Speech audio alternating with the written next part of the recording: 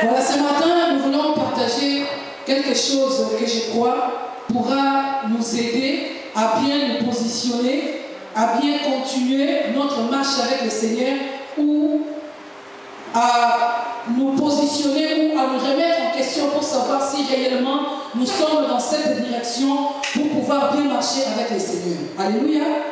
Nous allons lire dans le livre d'Exode. Exode chapitre 3, le verset 1 à verset 3.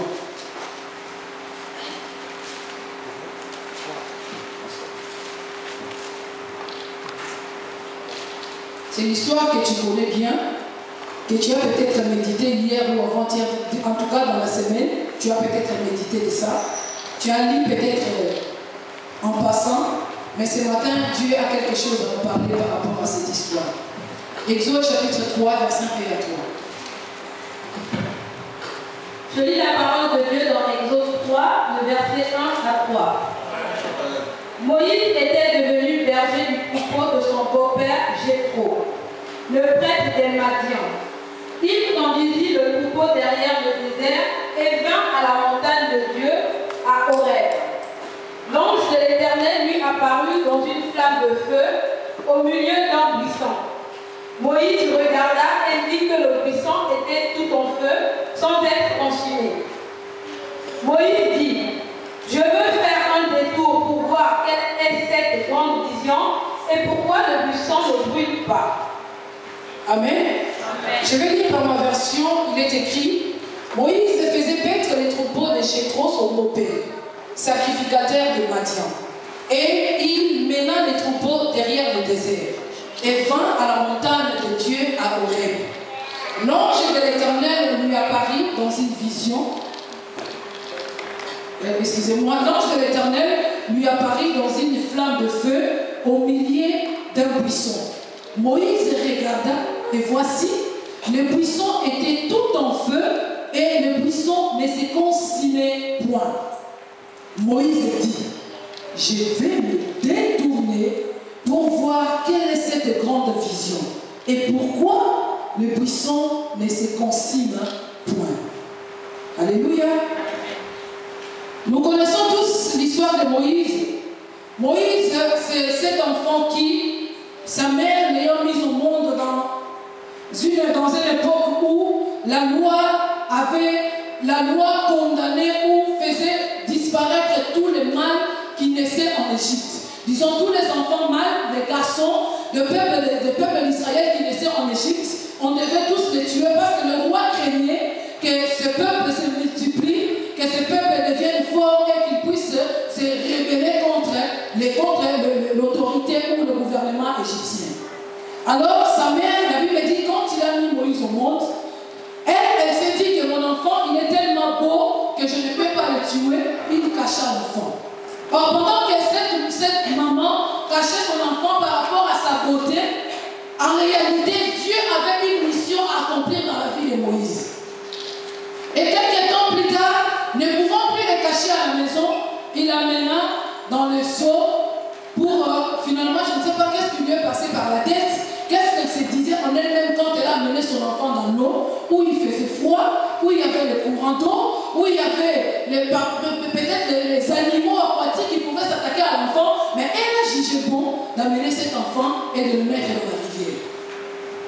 La fille de Pharaon qui est venue se baigner ce jour-là, comme par hasard, alors qu'elle avait un jacuzzi à la maison, mais elle a décidé d'aller se baigner dans les eaux de Nil. Il vit l'enfant, il l'amena dans le palais royal. Moïse a grandi selon la connaissance et selon la science égyptienne. Moïse étant considéré comme le fils de la fille du Pharaon, était, je parie, préparé au trône en Égypte. Donc, on se disait peut-être que demain ou après-demain, quand le Pharaon qui est en place ne sera plus, c'est peut-être Moïse qui prendra sa place. Donc, il était préparé en conséquence par rapport à cela. Il avait toute la connaissance, il avait connu la science parce qu'à cette époque-là, l'Égypte était la civilisation la plus développée. Qui connaissait la science, qui connaissait la médecine, qui connaissait et même l'histoire de momification pour pouvoir prendre un être humain et le momifier, le garder pendant longtemps. Il fallait l'Égypte à ce moment-là était plus développée par rapport aux autres nations. Et Moïse, qui avait grandi dans le palais royal, dans la maison du Pharaon, avait toute cette connaissance. Il fut un moment, quand il a grandi, il a fini par comprendre qu'il n'était pas égyptien. Et que le peuple qui était soumis à l'esclavagisme, c'était ça son peuple. Ne sachant que faire, compatissant aux souffrances de son peuple, il s'est mis à vouloir les défendre sans savoir réellement ce qu'il devait faire. Et un jour, alors qu'il a été démasqué pour avoir tué un Égyptien, il a décidé de prendre la fuite. Parce qu'il s'est dit, si jamais Pharaon apprenait que j'ai tué un Égyptien pour protéger un Hébreu, sûrement on va me tuer. Moïse qui fuit le palais royal, qui fuit l'Égypte et qui se retrouve en désert. Et dans le désert, il se retrouve dans la maison de Jéthro. Jéthro, la Bible dit que c'était un sacrificateur de Madian. Le Madian, c'est un peuple qui priait les idoles. C'était un peuple idolâtre. Donc quand on parle de Jéthro comme étant un sacrificateur de Madian, c'est-à-dire Jéthro était un sacrificateur des idoles. Moïse qui sort de la maison du Pharaon, là où il y avait des pratiques idolâtriques, il se retrouve dans la maison de Jéthro. Et comment est-ce qu'il s'est retrouvé dans la maison de Jéthro? Un jour, pendant qu'il était dans sa cavale, fatigué, il s'est assis à côté de là où le berger, où les hommes venaient pousser de l'eau pour donner à leur bétail. Et les filles de Jéthro, qui sont venues, qui étaient aussi bergères, qui sont venues chercher de l'eau pour paître, pour donner aux animaux, ils se sont retrouvés confrontés à des rebelles. Il y avait des gens qui les menaçaient, qui cherchaient à leur faire du mal. Et Moïse les a défendus et il a poussé de l'eau pour eux, il a donné de l'eau au bétail et il a fait du bien, disons, à ces filles-là. Et les filles lui ont invité finalement à se réfugier dans leur maison parce qu'il leur a expliqué son histoire. Et arrivé dans la maison de Jéthro, Jéthro a exercé l'hospitalité envers Moïse et il lui a donné un toit. Et finalement, il va épouser, après le temps, il va épouser l'une des filles de Jéthro.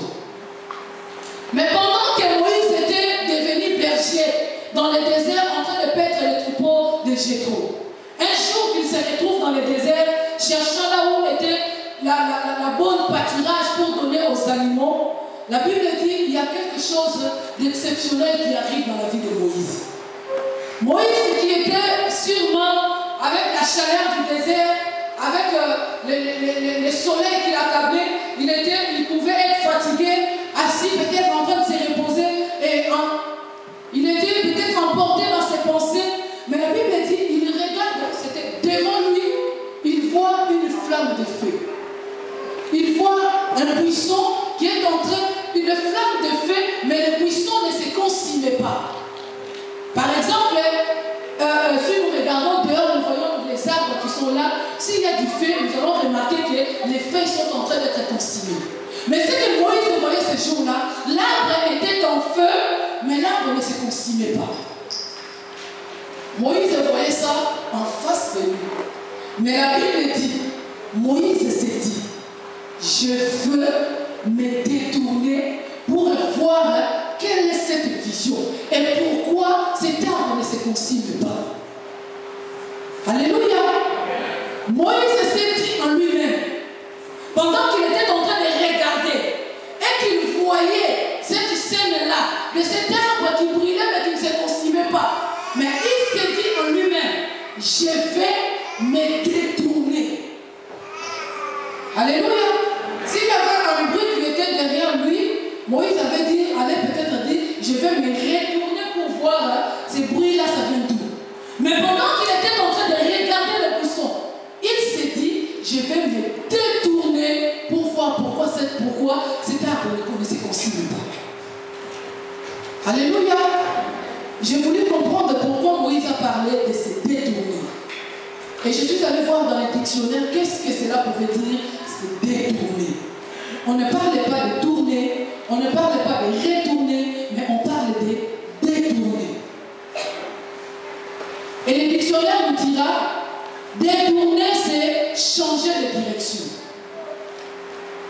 Vous voyez, quand on veut construire des ponts, quand on veut, par exemple, faire des digues, pour ceux qui ont vécu en Afrique, qui comprennent ce que je veux dire, il y a des cours d'eau qu'on défie pour pouvoir, je ne sais pas moi, mettre une fondation, mettre quelque chose sur les lits d'eau pour pouvoir mettre des piliers ou des poteaux qui vont supporter le pont qu'on veut construire. Donc, quand on change la direction d'eau, l'eau qui venait de là pour continuer tout droit, on les change, c'est ça ce qu'on appelle détourner. Donc, on a changé carrément la direction que l'eau avait l'habitude de couler. C'est ça ce qu'on appelle détourner. Et aussi, les dictionnaires disent, détourner, c'est écarter ou éloigner.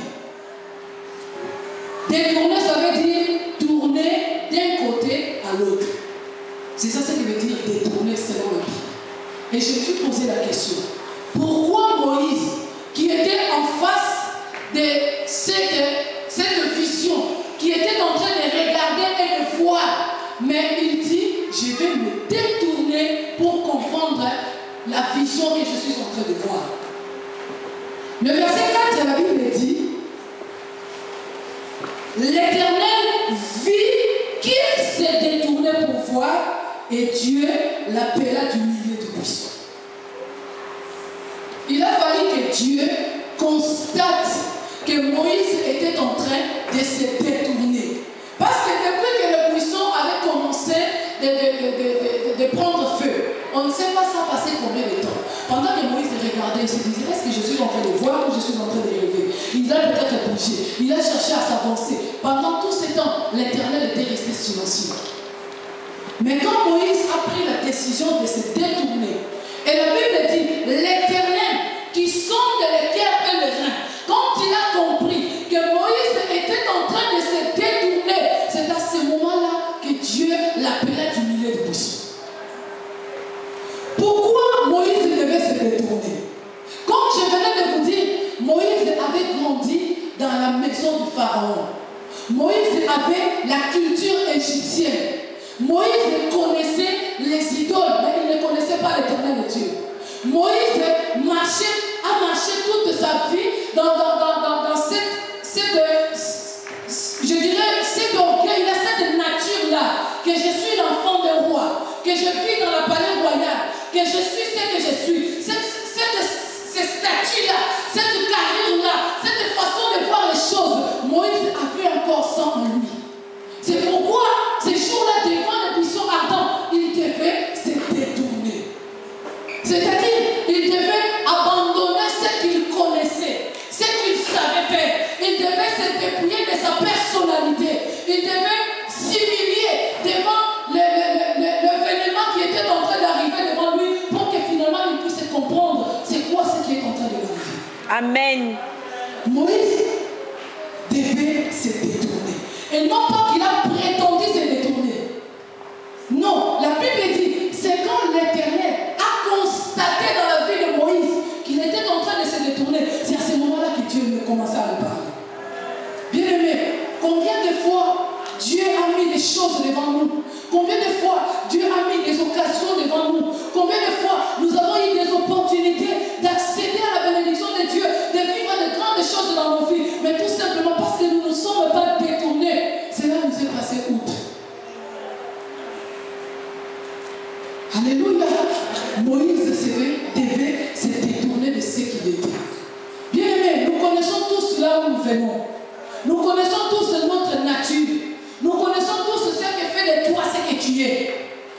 Et il y a même les gens qui par rapport à une situation, quand ils se retrouvent devant un problème, se disent, ah moi quand j'étais.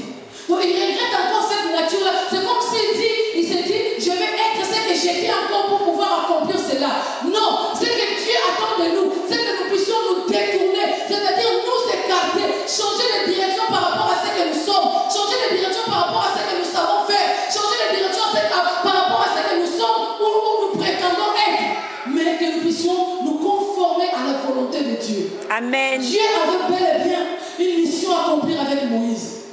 Dieu l'avait choisi alors qu'il était encore dans le ventre de sa mère, comme il pouvait dire à Jérémie, quand tu étais encore une masse forte. Et cette mission-là bouillonnait dans le cœur de Moïse. Voilà pourquoi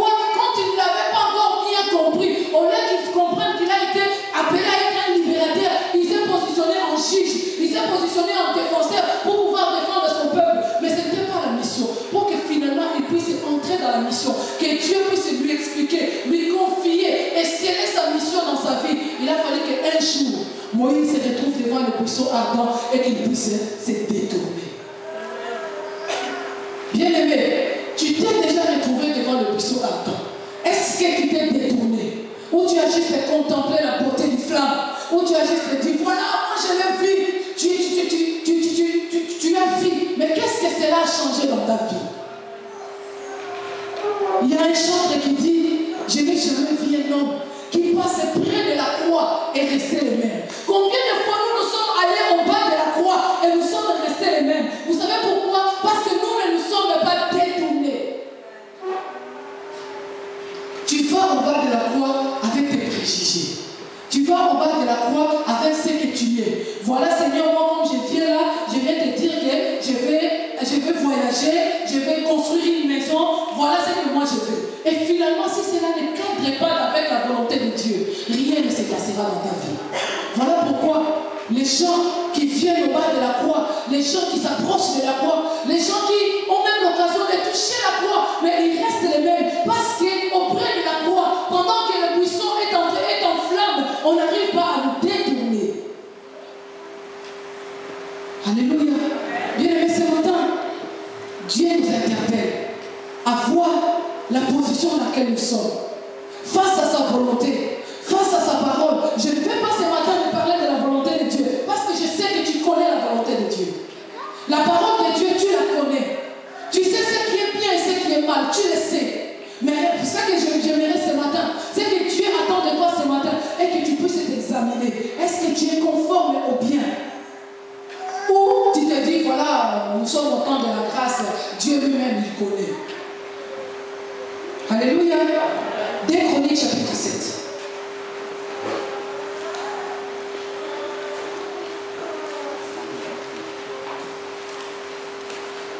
Chroniques chapitre 7, verset 14. Je lis la parole de Dieu dans 2 Chroniques chapitre 7, verset 14.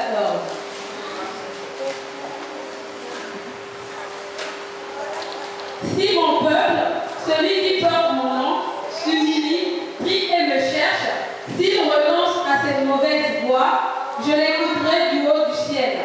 Je lui pardonnerai son péché et je guérirai son pays. Si mon peuple sur qui est invoqué mon nom, s'humilie, prie et cherche ma face, et s'il se détourne de ces mauvaises voies, je l'exaucerai dessus. Ici, Dieu ne s'adresse pas aux païens. Ici, Dieu ne s'adresse pas aux nations. Mais la Bible dit, si mon peuple, et j'aime cette version-là, on dit, le peuple qui porte mon nom. C'est-à-dire le peuple qui porte le nom de l'Éternel. Comme toi, ce matin, tu portes l'identité de chrétien. On t'appelle chrétien, c'est-à-dire celui qui est comme Christ. C'est à ce peuple-là que Dieu s'adresse. Parce qu'il y a une prière qui a été faite. Salomon avait fait une prière par rapport au peuple de Dieu. Et Dieu maintenant vient répondre à cette prière. Et il dit à Salomon, j'ai écouté ta prière. Je suis favorable à accomplir tout ce que tu me demandes. Mais tu sais, le problème c'est quoi? Le peuple qui invoque mon nom, s'ils arrivent à se détourner de leur mauvaise voie, je l'exaucerai dessus. Bien-aimés, les dieux que nous servons, les dieux pour qui nous sommes là ce matin, il est celui qui exauce la prière. Il est celui qui nous écoute. Et la Bible dit, avant